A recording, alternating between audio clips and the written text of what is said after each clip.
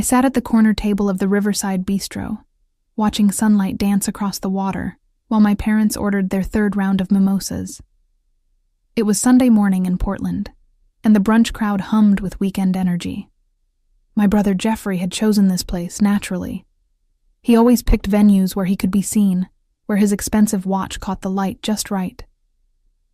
"Barbara, you look tired," my mother said, her voice dripping with concern that fooled no one at our table.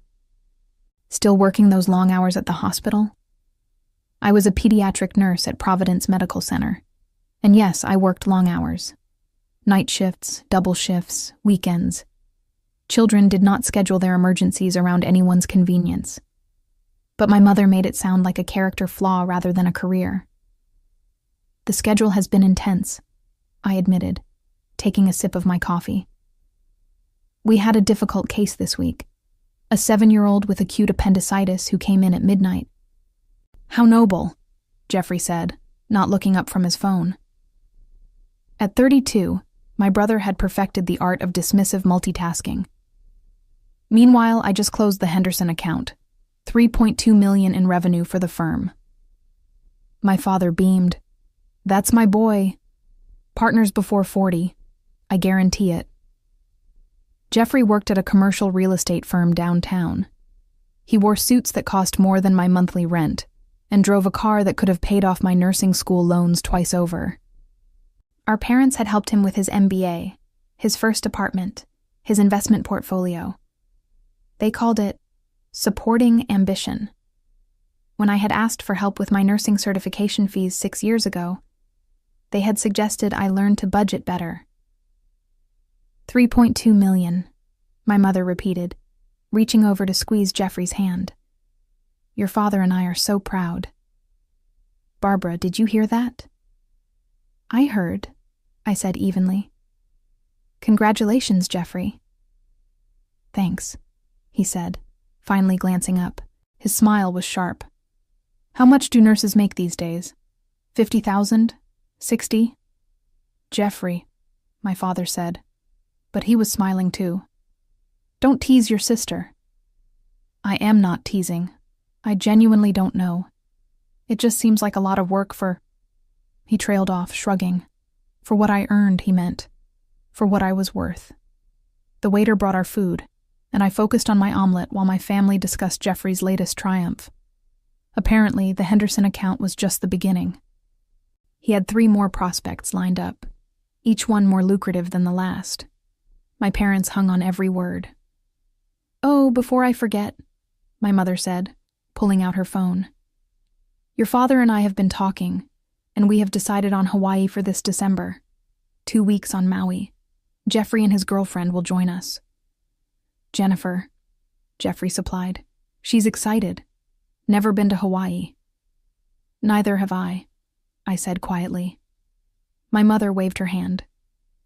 "Well, you're welcome to come if you can get the time off, though I know how difficult that is with your schedule. Plus, the resort is quite expensive. $2,500 per person, not including airfare." I did the mental math automatically. For 4 people, assuming Jennifer was covered separately, that was $10,000 minimum. Plus flights would add another $2,000 at least. $12,000 total, probably more. "That sounds lovely," I said, meaning it. Despite everything, I loved my parents. I wanted them to enjoy their retirement. "You two deserve a nice vacation." "We thought so too," my father said. "After all, we worked hard our entire lives. Time to enjoy the fruits of our labor." Jeffrey looked at me then. Really looked at me, and something cruel flickered in his eyes. "Must be nice, right, Barbara? Taking expensive trips, living comfortably. Of course, some of us had to work for it." "I work," I said, keeping my voice level. 48 hours this week alone. "Sure, but let's be honest about the difference between working hard and working smart. I mean, nursing is fine if you want to be comfortable with mediocrity, but real success requires ambition." My mother nodded thoughtfully. "Jeffrey has a point, sweetheart.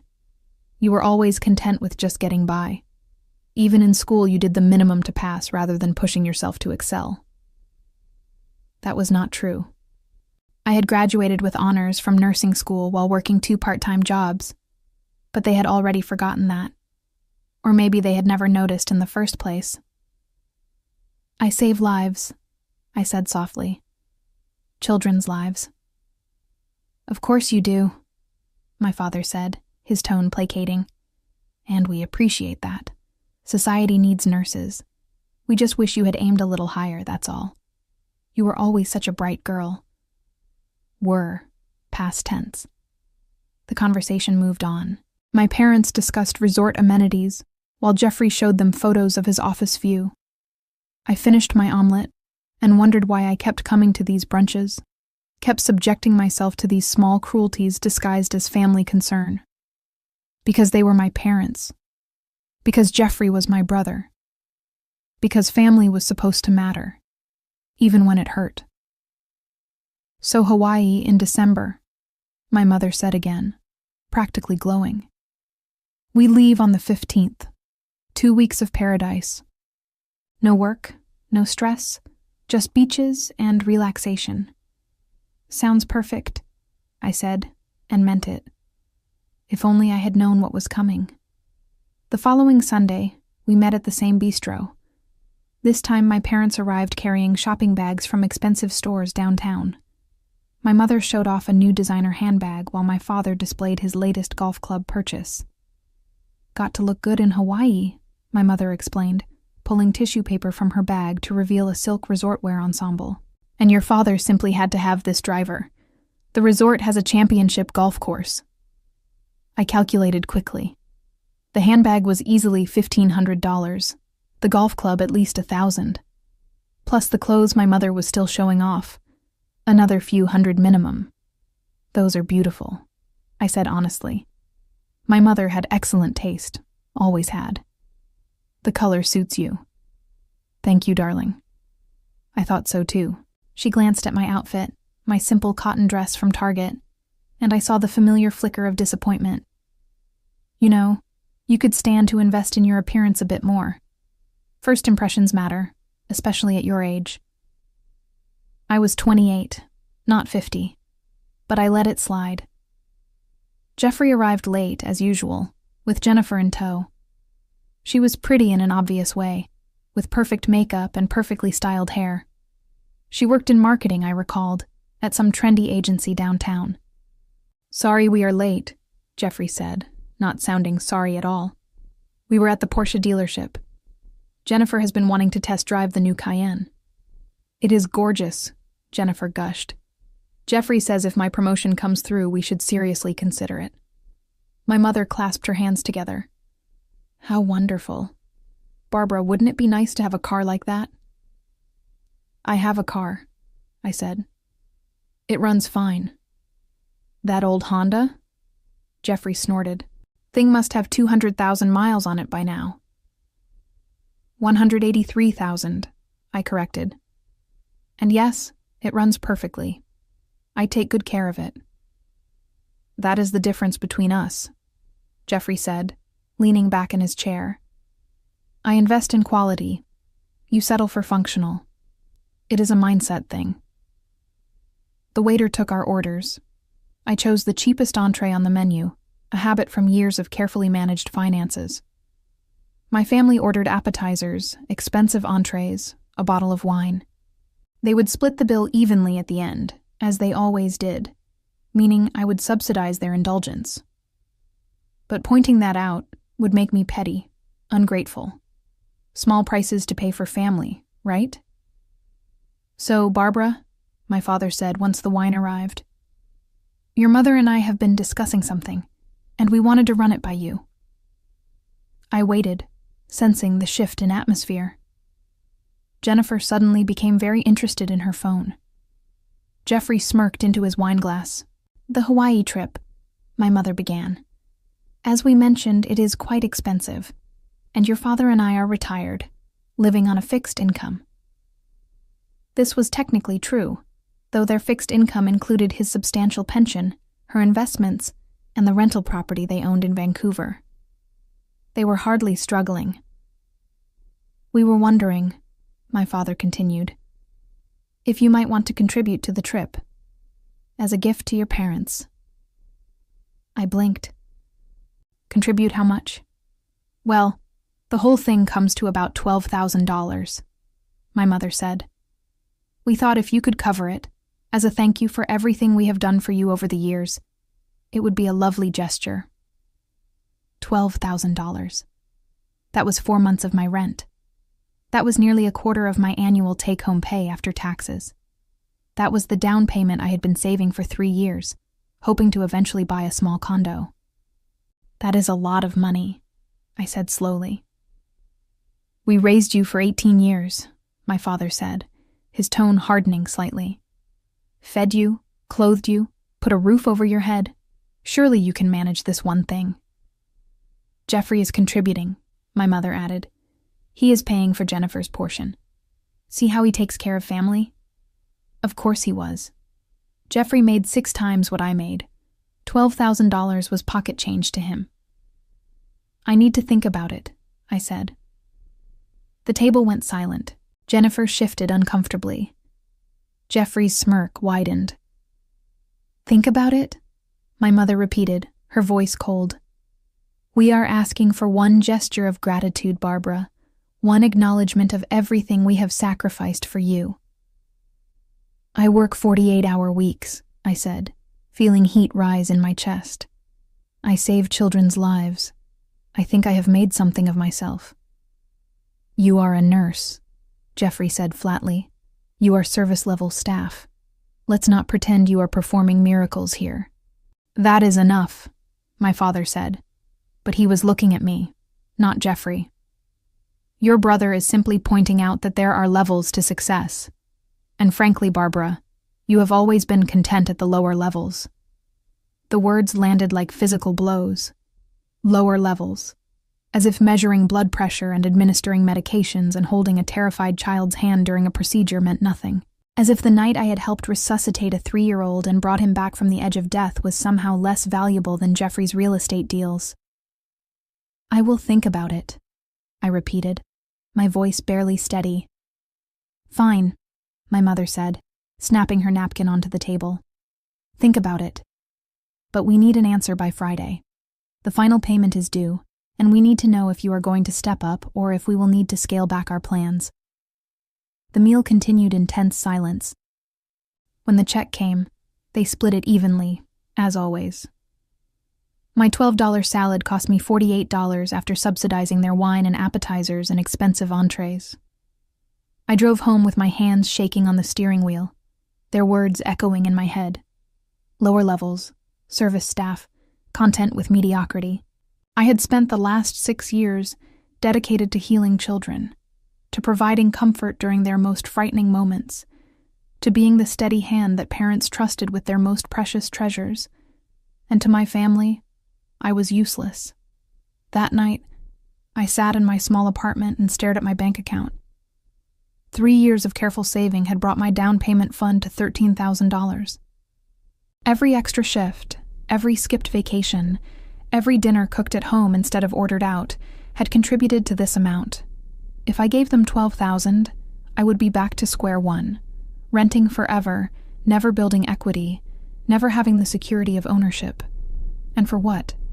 To fund my parents' luxury vacation while they called me mediocre? But they were my parents. They had raised me as they kept reminding me. Didn't I owe them something? I thought about calling my friend Teresa, who worked at the hospital with me. She had met my family exactly once, at a barbecue 2 years ago, and had asked afterward why I let them treat me like that. I had not had a good answer then. I still did not have one now. Instead, I opened my laptop and looked at the resort where they were staying. It was beautiful. 5-star luxury with infinity pools and private beach access and restaurants that charged $40 for breakfast. The kind of place I would never be able to afford for myself, not on my salary. But I could afford it for them. Technically, if I destroyed my savings. My phone buzzed. A text from my mother. Have you thought about our conversation? Your father and I are waiting to finalize the booking. It was 10 p.m. I had worked a 12-hour shift. I was exhausted down to my bones, and she was pressing me for money before I had even had time to process the request. I set the phone down without responding. Tuesday brought another text. "Barbara, we need your answer. This is getting ridiculous." Wednesday, my father called. "Your mother is very hurt by your silence. After everything we have done for you, this is how you repay us? With coldness?" Thursday, Jeffrey sent a message. "Just pay for the trip, Barbara. Stop being selfish. They are our parents." Easy for him to say. His girlfriend's portion was probably $8,000 at most, and he made 15 times that in a month. Friday morning, I woke up to find 7 missed calls and a string of texts. The final one, from my mother, read, "If we don't hear from you by noon, we will know where we stand. We will remember this, Barbara." I arrived at work feeling hollowed out. The pediatric ward was busy, as always. A 6-year-old named Trevor had been admitted overnight with pneumonia. His mother sat by his bedside, red-eyed and terrified, holding his small hand. "Is he going to be okay?" she asked me as I checked his vitals. "He is responding well to the antibiotics," I assured her. "His oxygen levels are improving. We will keep him for observation, but I think he will pull through just fine." She started crying. "Thank you. Thank you so much. You have been so kind to us." I thought about my parents' words. Service-level staff. Lower levels. As if this moment, this mother's relief, this child's recovery meant nothing. During my lunch break, I sat in the hospital cafeteria and made a decision. I would pay for the trip. Not because they deserved it, but because I could not handle the guilt otherwise. They were my parents. This was what family did. I transferred $12,000 from my savings to my checking account, then set up a payment to my mother's account. But before I could complete the transfer, my phone rang. "Barbara!" My mother's voice was bright, excited. "We are here at the bistro. Jeffrey suggested we all have lunch together. Can you come? We have such good news to share." "I am at work," I said. "I am on my lunch break." "Oh, this won't take long. We are just around the corner from the hospital. Please? It would mean so much to your father and me." Something in her tone made me uneasy, but I agreed. 20 minutes later, I walked into the same bistro where this had all started. My family sat at the same corner table, champagne glasses already filled. Jeffrey had his arm around Jennifer, who wore a massive diamond on her left hand. "We are engaged," my mother squealed as I approached. "Jeffrey proposed last night. Isn't it wonderful?" I looked at my brother, at his smug smile, and forced myself to echo her enthusiasm. "Congratulations. That is wonderful news." "The wedding will be next fall," Jeffrey said. "We are thinking a destination ceremony, maybe Italy or the French Riviera." "How exciting," I said, feeling numb. My mother grabbed my hand. "Now, about the Hawaii trip. Have you made your decision?" All eyes turned to me. Jennifer looked curious. Jeffrey looked amused. My parents looked expectant. And suddenly, I heard it. Really heard it. "Barbara, sweetheart," my father said, leaning forward. "We know money is tight for you, but surely you understand how important this is to us. We've given you so much. Don't you think it is time to give back?" "I have been thinking about that," I said slowly, "about how much you have given me." "Good," my mother said, smiling.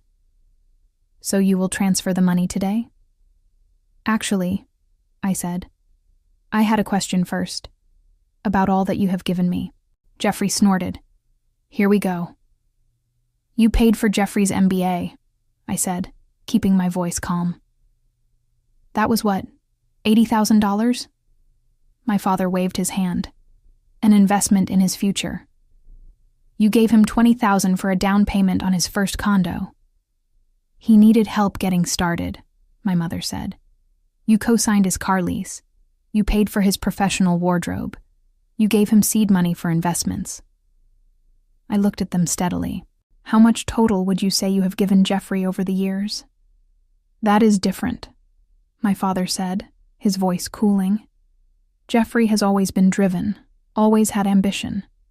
We were supporting his potential. And what did you give me? Silence. For nursing school, I continued. I asked for $5,000 to help with certification fees. You said no. You told me to budget better, to work more hours, to figure it out. You did figure it out, my mother said. See? It built character. So Jeffrey's potential deserved 6 figures of support, but my character needed to be built through struggle? Barbara, Jeffrey said, his voice hard. Don't do this. Don't make this ugly.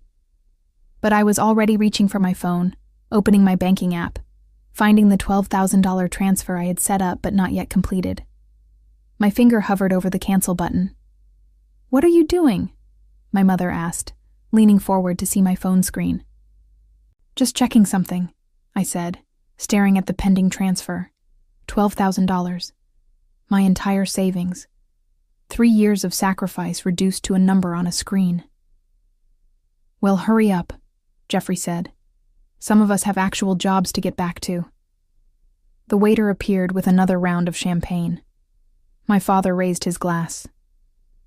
To family, he said, and to Barbara finally stepping up. They all drank. I set my phone face down on the table.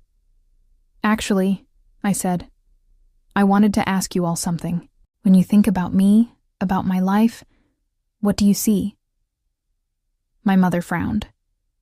What kind of question is that? A genuine one. What do you see when you look at me? Jeffrey rolled his eyes. We see a nurse. We see someone who works hard but never quite figured out how to translate that into real success. Why?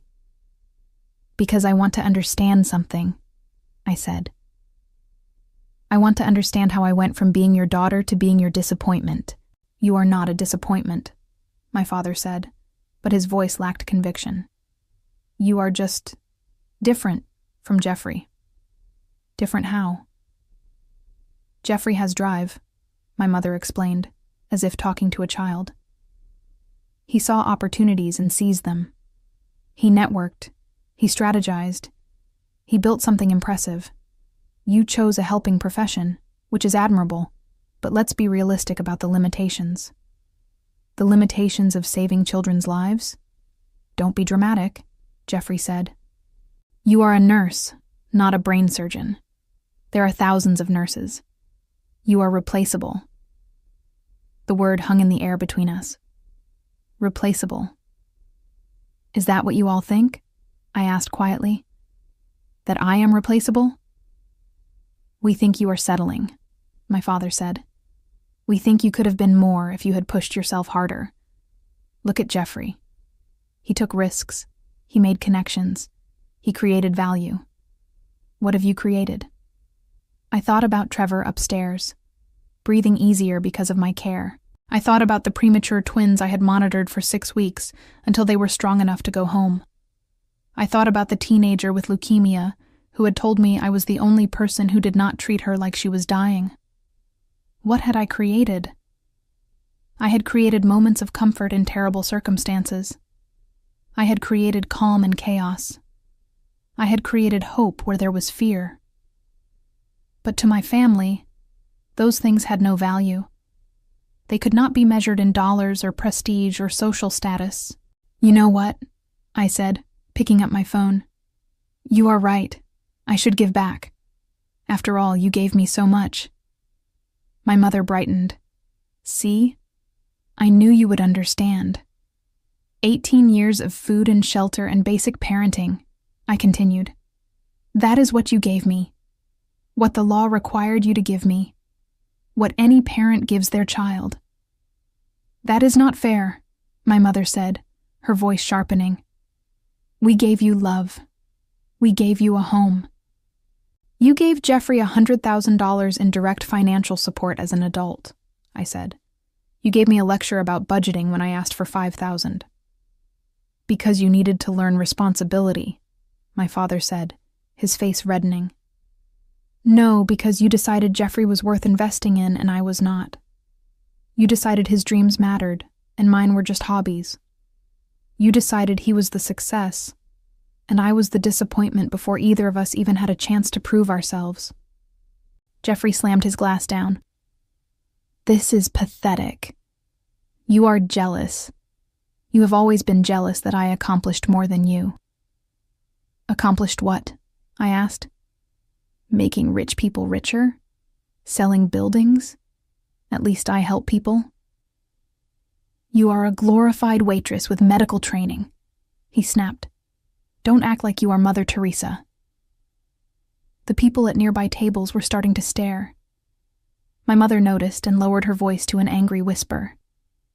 Barbara, you are making a scene. Whatever point you are trying to make, you have made it. Now transfer the money and let's be done with this. Or what? I asked. Or what? My father repeated. Or we will know exactly who you are. We will know you are selfish. We will know you do not value family. Like you value me? We invited you to Hawaii, my mother hissed. We included you in our plans. You invited me to fund your vacation, I corrected. There is a difference. Jennifer spoke up for the first time. Maybe we should all take a breath here. Stay out of this, Jeffrey told her, then turned back to me. You know what your problem is, Barbara? You are bitter. You are resentful. You cannot stand that I succeeded where you failed, so you are lashing out. I did not fail, I said. I chose differently. There is a difference. Keep telling yourself that, he said. Meanwhile, the rest of us will be in Hawaii, enjoying the vacation you were too petty to fund. My mother's face crumpled. How does it feel, Barbara? How does it feel being the useless child, the one who takes and never gives back, the one who cannot even do this one thing for the parents who raised her? The words were designed to wound, and they did. But beneath the hurt, something else rose up, something sharp and clear and absolutely done with this. I looked at my phone again. The pending transfer glowed on the screen. You want to know how it feels? I asked. Being the useless child? We are waiting, my father said coldly. It feels like freedom, I said, and canceled the transfer. The change in the air was immediate. My mother gasped. Jeffrey froze mid-reach for his champagne. My father's face went from red to purple. What did you just do? My mother whispered. I canceled the transfer, I said calmly. You are not getting my money. You cannot be serious, Jeffrey said. You cannot be that petty. Watch me. I stood up, gathering my purse. You wanted to know what I created? I created boundaries, starting now. Sit down, my father commanded. We are not finished discussing this. Yes, we are. I'm going back to work, where apparently I am just a replaceable service worker. Funny how replaceable people still have to show up and do the job, though. Funny how the whole system would collapse without us. Barbara, my mother said, tears streaming down her face now. Please, you are being cruel. I am being honest. There is a difference. The trip is in 2 weeks, she cried. What are we supposed to do? I don't know, I said. Maybe scale back your plans. Maybe stay at a cheaper resort. Maybe ask Jeffrey to contribute more since he is the valuable child. This is insane, Jeffrey said, standing now too. You are throwing away your family over $12,000? No, I said. You threw me away the moment you decided I wasn't worth the same investment as you. I am just accepting reality. I walked toward the exit. Behind me, I heard my mother sobbing, my father shouting, Jeffrey cursing. The other diners watched with undisguised interest. I did not care. In the parking lot, I sat in my old Honda with its 183,000 miles, and I shook. Not from fear or regret, but from the sheer relief of finally saying no. My phone started ringing immediately. My mother, then my father, then Jeffrey. I silenced it and drove back to the hospital. Trevor was awake when I returned to the ward, his color better, his breathing easier. His mother smiled when she saw me. "Thank you for everything," she said. "The doctor says he can go home tomorrow." "That is wonderful news," I said, and meant it. This was my value, this moment, this child's recovery, this mother's relief. My phone buzzed again. Another call from my family. I declined it and got back to work. The weekend brought a barrage of messages. Voicemails from my mother, alternating between crying and anger. Texts from my father, accusing me of selfishness and ingratitude. A long email from Jeffrey explaining in detail how I had ruined everything and why I was a terrible person. I deleted them all. Sunday night, Teresa called. "So I heard through the grapevine that you finally told your family off. Please tell me the rumors are true." "How did you hear?" I asked. "My cousin was at that bistro. She said it was the most dramatic thing she had seen outside of reality television. She sent me a text saying, 'Your friend Barbara just destroyed her family at brunch.'" "Great," I muttered. "That is not mortifying at all." "Are you kidding? It is amazing. I have been waiting years for you to stand up to those people. What happened?" I told her everything. The trip, the expectation, the words at the table. When I finished, Teresa was silent for a long moment. "I am proud of you," she finally said. "That took guts." "It took anger," I corrected. "I am not sure it was the right thing." "Barbara, they literally called you useless, to your face, at a public restaurant. What else were you supposed to do?" "They are my family." "So what? Family does not get a free pass to be abusive, and yes, before you argue, that was abuse. Emotional abuse. You know it was." I did know. I had known for years, but had convinced myself it was just their way, just how they showed love. But love did not look like this. Love did not measure worth in dollar signs. "What if I am wrong?" I asked. "What if I am being selfish?" "Then be selfish," Teresa said firmly. "You have spent 28 years putting them first. Maybe it is time to put yourself first for once." We talked for another hour. By the time we hung up, I felt steadier. Monday at work brought a surprise visitor. Jennifer showed up during my afternoon break, looking uncomfortable in the hospital waiting area. "Can we talk?" she asked. We went to the cafeteria. She bought coffee for both of us, which felt like a peace offering. "I wanted to apologize," she said, "for what happened at the bistro. That got ugly." "It did," I agreed. "For what it is worth, I think you were right. About most of it, anyway." I raised my eyebrows. "Most of it?" She wrapped her hands around her coffee cup. "I have been with Jeffrey for 2 years. In that time, I have heard probably 100 comments about you.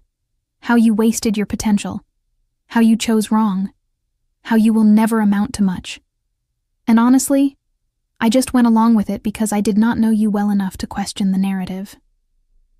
And now I realize I am engaged to someone who thinks success is the only measure of worth, who treats his sister like garbage because she makes less money than he does, who genuinely believes some people are just better than others. That is who you are marrying," I pointed out. "I know," she sighed. "I am not sure what to do with that information yet. But I wanted you to know that what they said to you was wrong, objectively wrong, and I should have said something at the time." "Thank you," I said, meaning it. "That actually helps." "The trip got canceled, by the way," she added. "Not scaled back, canceled entirely. Your parents do not have the $12,000.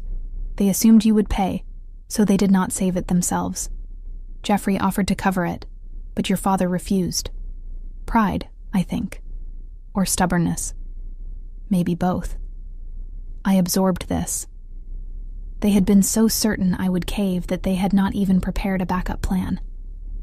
How is Jeffrey handling it? I asked. Badly. He thinks you owe them an apology. He is talking about cutting you out of family events unless you apologize and pay for a replacement trip. Of course he is. Jennifer stood to leave, then paused. Can I ask you something? Why did you become a nurse?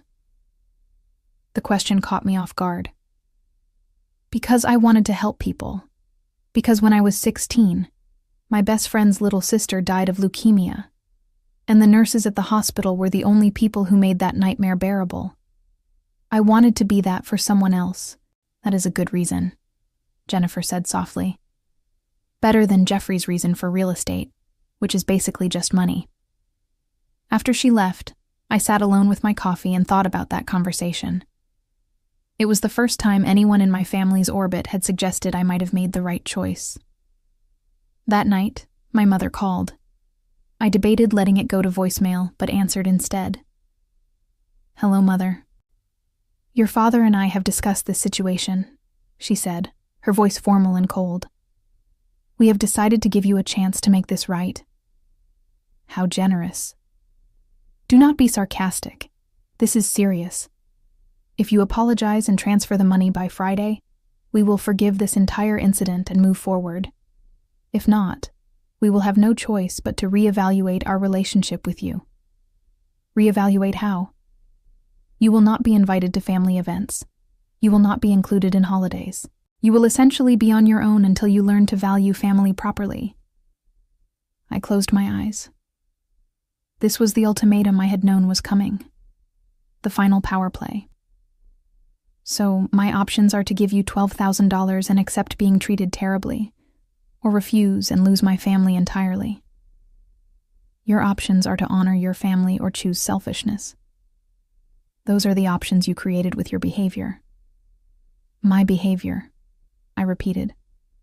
Not Jeffrey's behavior when he called me replaceable. Not Father's behavior when he called me a disappointment. Not your behavior when you asked me to fund your vacation while having given me a fraction of the support you gave Jeffrey. My behavior. We raised you for 18 years. You did the bare minimum required by law. That does not entitle you to my life savings. Then I guess we have nothing more to say to each other, she said. Goodbye, Barbara. When you grow up and realize what you have thrown away, do not expect us to be waiting. She hung up. I sat in the silence of my apartment and waited to feel devastated. Instead, I felt lighter, as if a weight I had been carrying for 28 years had finally been lifted. My phone buzzed. A text from Jeffrey. Hope you are happy. You destroyed Mom. She has been crying for hours. All because you are too cheap to help your own family. You are dead to me. I blocked his number.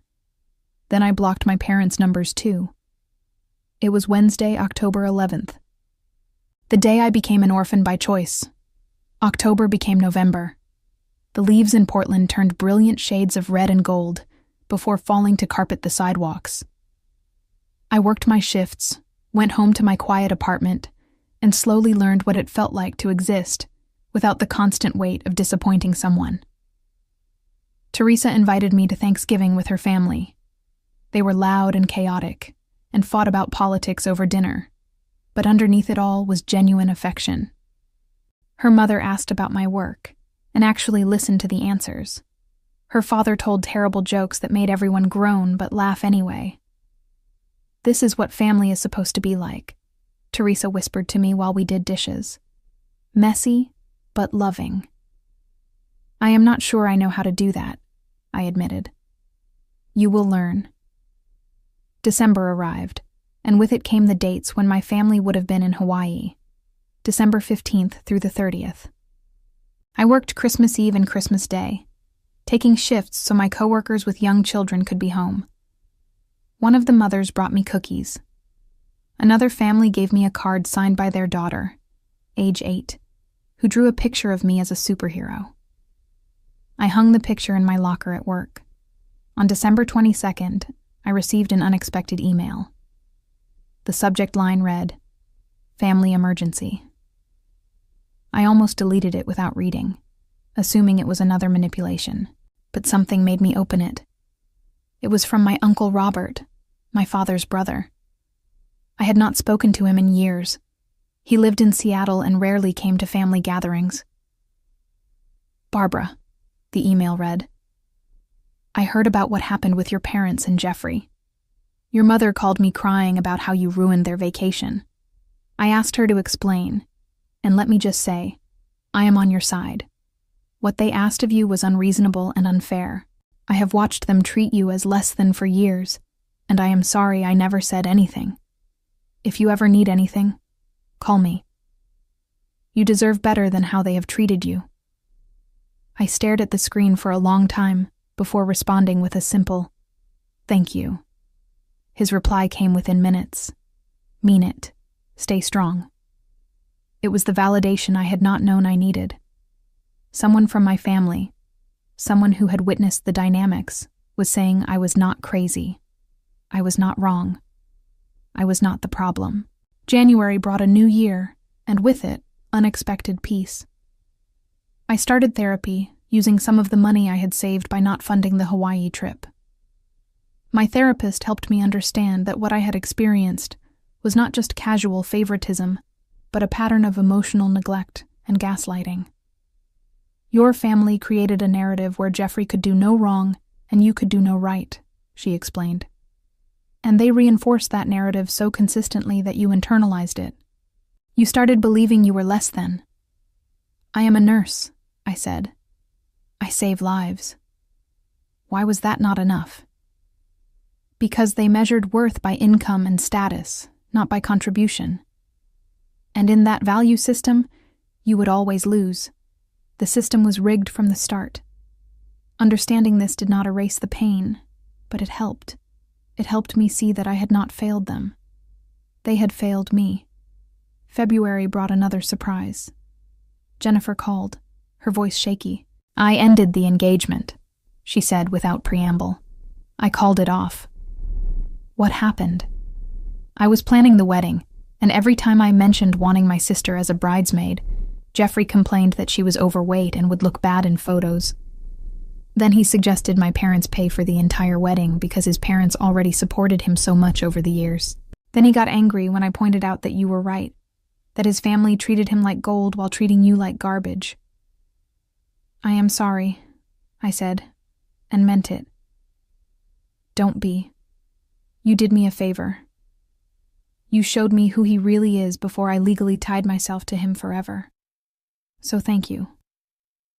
We talked for a while longer.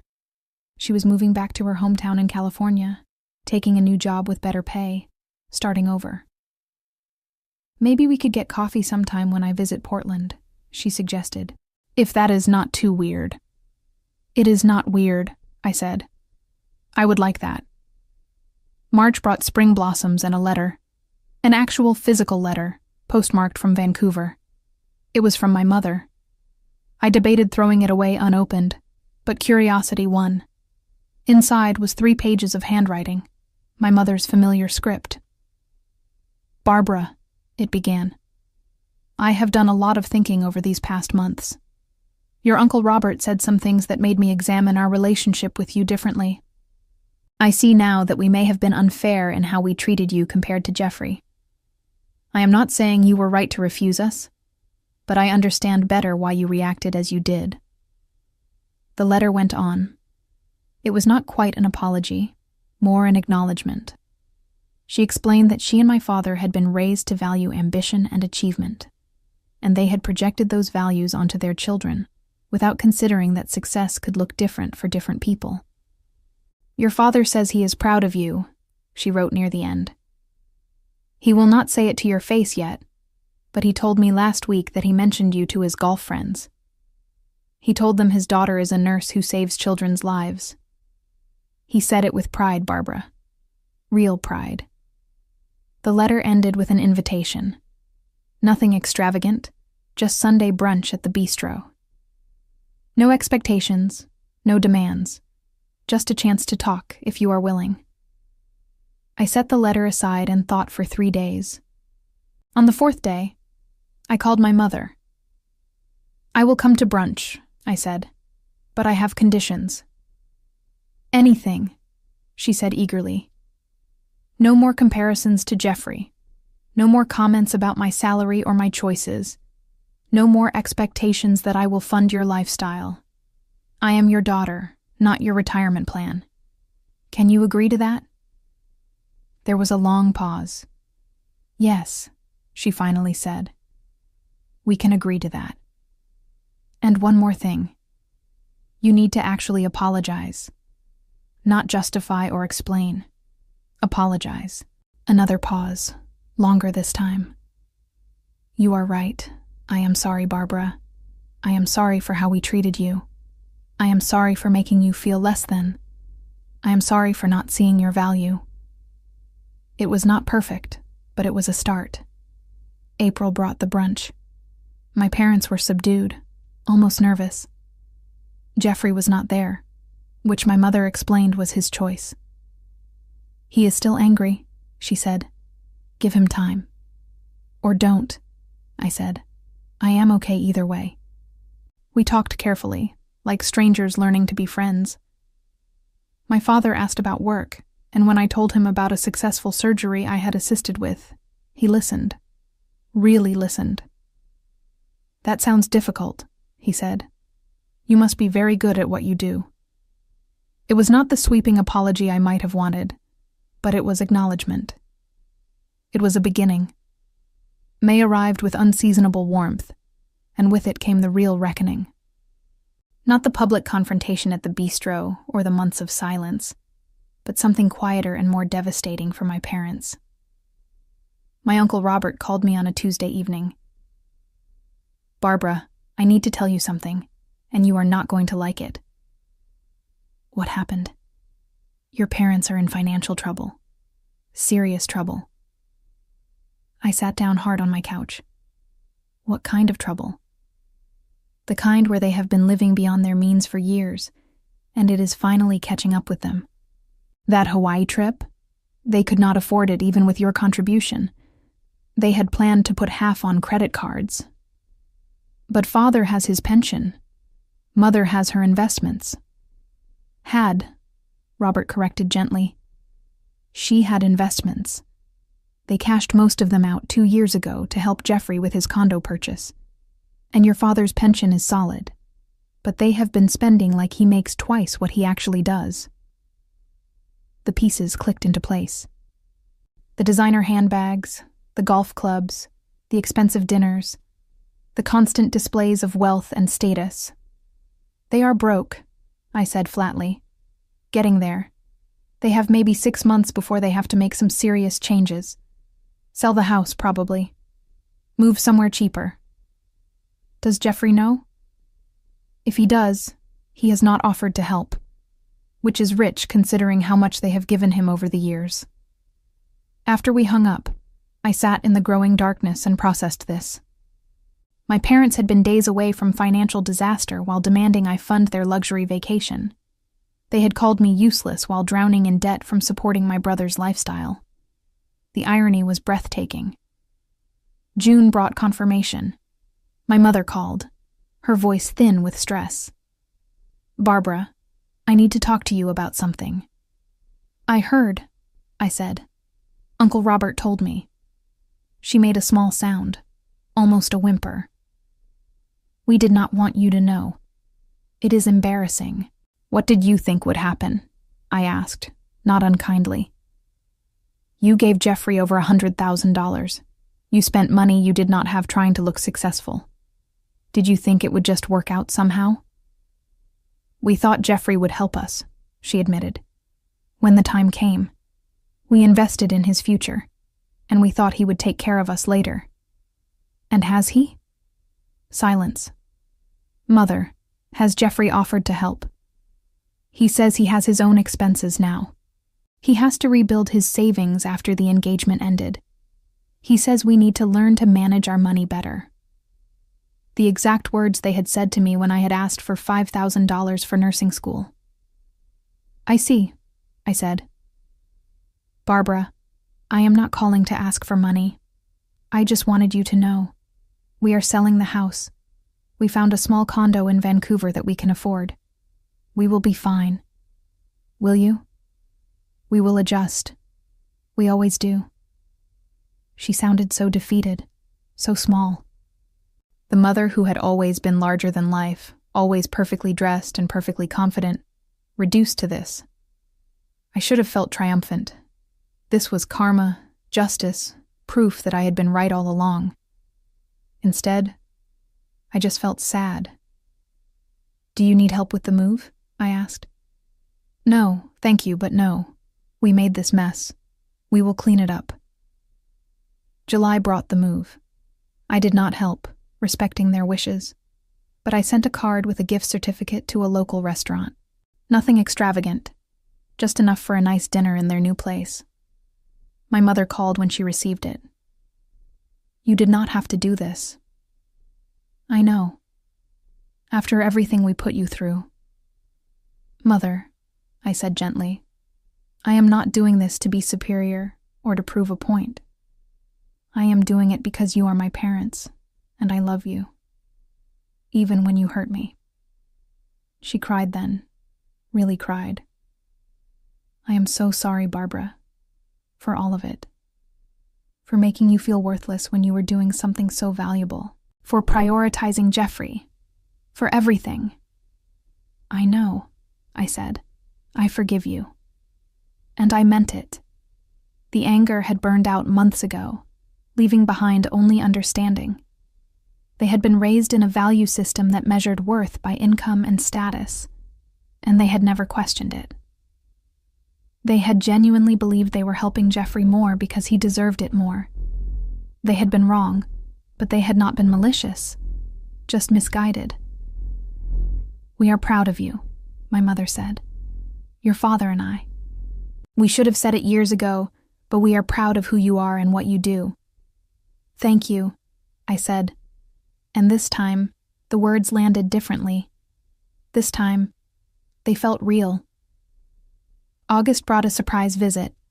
Jeffrey showed up at my apartment on a Saturday morning, looking uncomfortable in jeans and a t-shirt instead of his usual suit. Can I come in? He asked. I let him in, made coffee, and waited. Jennifer told me what she said to you, he finally said. About calling off the engagement, about what I said about her sister. Okay. I have been an asshole to you, for years. Decades, really. Yes, you have. He flinched but nodded. I thought I was better than you because I made more money. I genuinely believed that. And then I watched Mom and Dad lose almost everything because they lived the same way, believing appearance mattered more than reality. And I realized I am just like them. Are you apologizing? I asked. I am trying to. I am not good at this. No, you are not. He almost smiled. I do not expect you to forgive me. I do not even know if we can be siblings again. But I wanted you to know that I see it now. I see what I did wrong. Do you see what they did wrong too? I asked. Or is this just about your guilt? He thought about that. Both, maybe. They failed you, Barbara. They failed you and I benefited from it, and I never questioned it. No, you didn't. We sat in silence for a while, drinking coffee. For what it is worth, he finally said, I am trying to be better. I started therapy. I am examining why I value the things I value. It is uncomfortable. Growth usually is. He left soon after. We did not hug or promise to rebuild our relationship, but it was a start. Maybe. September brought cooler weather and a new rhythm to my life. My parents settled into their condo in Vancouver, learning to live within their means. Jeffrey apparently continued therapy, though I heard this secondhand from Uncle Robert rather than directly. I did not track their lives closely anymore. I had my own life to live. Teresa and I took a weekend trip to the coast, staying in a cheap motel and eating fish and chips on the beach. We talked about everything and nothing, the way friends do. "You know what I have noticed about you?" she said as we watched the sunset. "You smile more now. Real smiles, not the fake ones you used to do around your family." "Do I?" "Yeah, you seem lighter, like you finally put down something heavy you had been carrying." She was right. The weight of trying to earn my family's approval, of constantly measuring myself against an impossible standard, was gone. In its place was something simpler: peace. October marked 1 year since the bistro confrontation. I thought about marking the anniversary somehow, but it seemed unnecessary. The day had already changed everything. It did not need a celebration. Instead, I worked a double shift. A toddler came in with a severe asthma attack, and I spent 6 hours helping her breathe easier, monitoring her vitals, talking softly to her terrified parents. When she finally stabilized and fell asleep, her mother took my hand. "You are an angel," she whispered. "I do not know how to thank you." "Just take care of her," I said. "That is all the thanks I need." This was what I had chosen. Not the money, not the status, not the luxury vacations. This moment. This child breathing. This mother's relief. I would not trade it for anything. November brought Thanksgiving again, this time at my parents' small condo. Jeffrey came too, bringing a surprisingly humble casserole and a quieter demeanor. "The place looks nice," I said, meaning it. The condo was small but cozy, decorated simply but with care. "We are learning to appreciate what we have," my father said. "Turns out we do not need as much as we thought." Dinner was simple. No expensive wine, no elaborate dishes, just roasted chicken and vegetables and pumpkin pie from the grocery store bakery. And it was the best Thanksgiving I could remember. We talked about normal things. My father asked about my work, and I told him about a successful surgery on a child with a heart defect. My mother asked if I was dating anyone, and I said no, but that I was content anyway. Jeffrey talked about his therapy and admitted he was considering a career change. "To what?" I asked. "I do not know yet. Something that feels more meaningful. Real estate makes money, but it does not make a difference, you know?" I did know. After dinner, my mother pulled me aside. "I wanted to show you something," she said, leading me to a small bookshelf in the corner of the living room. There, prominently displayed, was a framed photo of me in my scrubs, holding a newborn in the NICU. I did not even remember when it had been taken. "Your father and I put that up the day we moved in," she said. "We wanted to remember what really matters. Not money or status or appearances, just the people we love and the good they do in the world." I felt tears prick my eyes. "Thank you. No, thank you. For not giving up on us even when we gave you every reason to. For being the better person. For showing us what strength really looks like." December brought a holiday party at the hospital. The nurses and doctors exchanged modest gifts and shared stories about the year's most memorable cases. Someone brought homemade cookies. Someone else brought hot cider. Trevor's family stopped by with a card and a gift certificate for me. He was doing great, his mother reported, back in school and healthy. "You saved his life," she said. "We will never forget that." I thought about my family's question from a year ago. How does it feel being the useless child? I knew the answer now. It felt like holding a child who was breathing because of my care. It felt like a mother's gratitude. It felt like making a difference in the world, one shift at a time. It felt like purpose. That night, I drove home through the decorated streets of Portland, past houses lit with holiday lights and families visible through windows. I thought about the year that had passed, about everything that had changed. I had lost the version of my family I had always wanted, the one that valued me equally, that saw my worth, that celebrated my choices. But I had gained something more important. I had gained myself. My sense of worth was no longer dependent on their approval. My value was not measured by their standards. I was enough, exactly as I was. January brought a new year, and with it, a message from Jeffrey. "I am taking a job with a nonprofit," he texted, "helping low-income families find affordable housing. The pay is terrible, but it feels right. Thought you should know. Maybe we could get coffee sometime."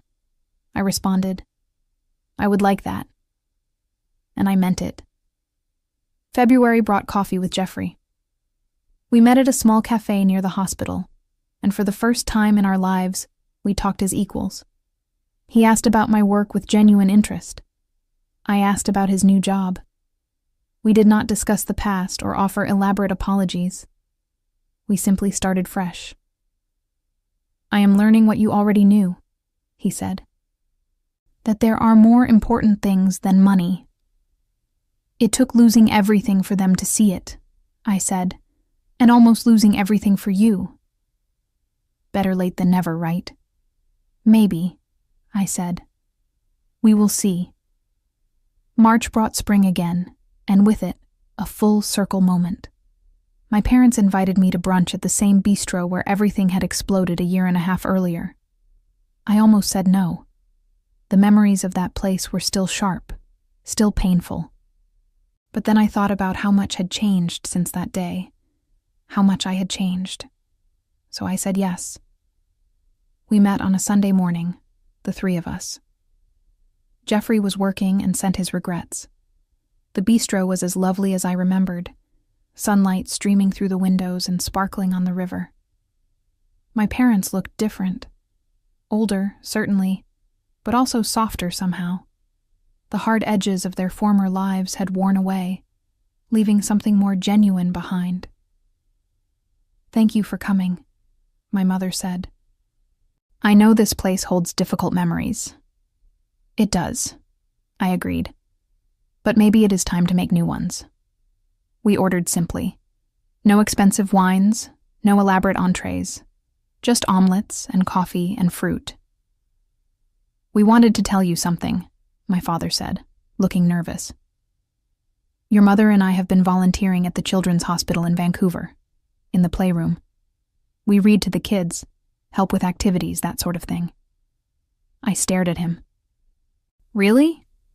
"We wanted to understand your world better," my mother explained, "to see what you see every day. And Barbara, it is remarkable. Those children, the way they fight, the way they hope despite everything, the way the nurses care for them with such dedication." "We finally get it," my father said. "What you do, why it matters, why you chose it." Something inside my chest unlocked. This was what I had needed all along. Not their money or their approval, but their understanding. Their recognition that my choice had value. "Thank you," I said quietly. "That means everything."